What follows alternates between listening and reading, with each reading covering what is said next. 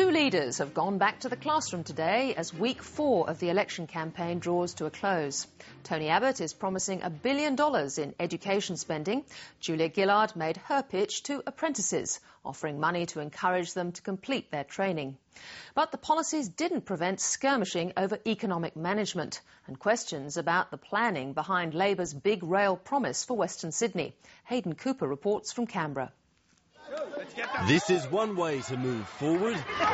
Tony Abbott's school visit sent the kids into a frenzy. But inside they were far more measured. What are your party's plans for high-speed internet? They're a very smart class, aren't they? In Sydney, right, you got to wait back. the Prime Minister met some grown-up characters on the worksite. Hello, Mum. I'm sure she's right down that barrel of that TV camera. It's just another day on the trail. 3 cheers for Tony Abbott, hip hip! Tony Abbott's return to school was more about teachers than kids. So you want to be a Prime Minister?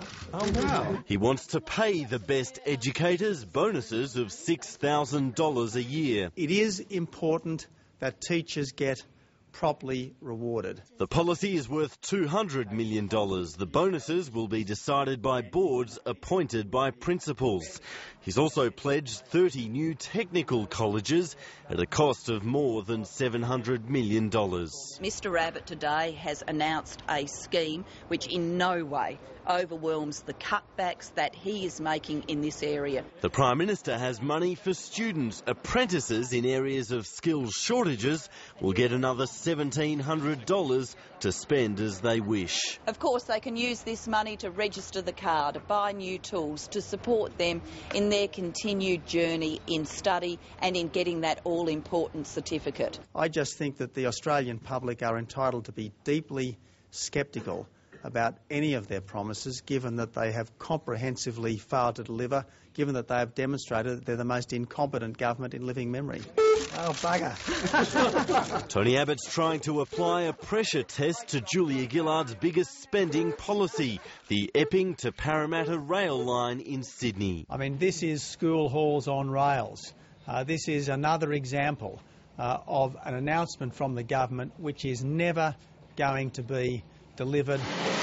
Ms Gillard wouldn't answer claims that the head of the Federal Infrastructure Department first learnt about the project in the media. Well, I haven't said that. What I've said is I make the decisions. I make the decisions, I make them with my team, and we've made the right decision. I've given you the answer. I make the decisions and I've made one. How can Australians trust that your infrastructure decisions are rigorous?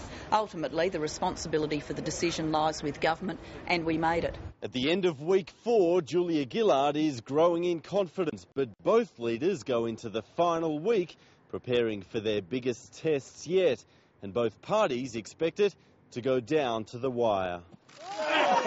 The campaigning workload will soon get even heavier. And so what time's knock off today? As soon as you leave, I think. No pressure then. No pressure at all. Hayden Cooper, Late Line.